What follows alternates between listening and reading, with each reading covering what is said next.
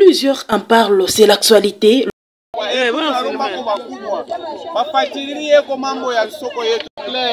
Le vendeur du marché Kaboulo, situé au tiers de la ville frontalière de Kasumbalesa, en province du Haut-Katanga, sont exposés au même danger qui avait occasionné 25 cas de mort à Kinshasa, en RDC, à Matadi-Kibala, en date du 2 février 2022 par électrocution causée d'une coupure d'un câble électrique de la haute tension qui a coûté au gouvernement central des dépenses énormes pour indemniser les familles victimes.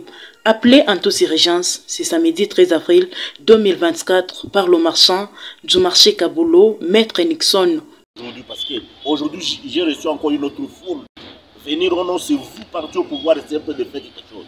Le président fédéral AI du parti présidentiel Union pour la démocratie et le progrès social, accompagné d'autres cadres fédéraux du parti, sectionnaires et cellulaires, ont effectué une descente sur les lieux précités ce même 13 avril 2024 dans le but de s'imprégner de la situation de cette occupation de l'en-dessous de la haute tension qui est à l'encontre de l'arrêt interministériel numéro 0021 du 29 octobre 1993 portant application de la réglementation sur les servitudes interdit toute occupation de la servitude de la SNEL afin d'éviter toutes sortes d'électrocution de ses occupants.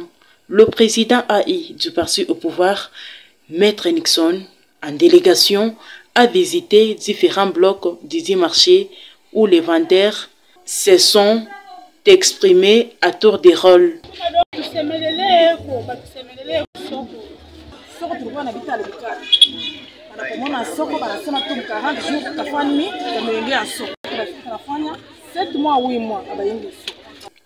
Ont affirmé que le travaux de construction du marché moderne Kaboulo était prévu à 40 jours, mais nous sommes déjà à 7 mois. C'est ainsi qu'ils demandent aux autorités politico-administratives d'achever cette œuvre avant que le pire n'arrive.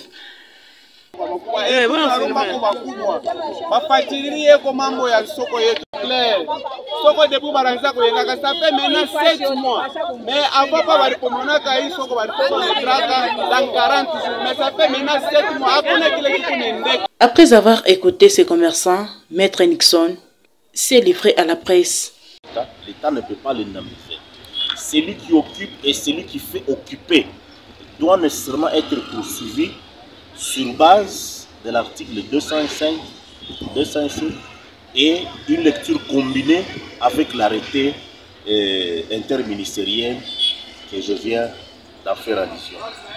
Donc, depuis le jour que M. le maire a écrit, jusqu'aujourd'hui, cette lettre est restée une lettre morte.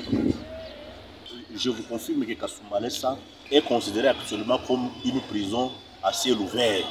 Par ailleurs, ces leaders du parti au pouvoir signalent avoir saisi l'autorité urbaine par écrit. Le slogan de nous, UDPS, nous, parti au pouvoir, c'est le peuple. Nous avons saisi aucune réaction. Dans le but de prévenir ces dangers.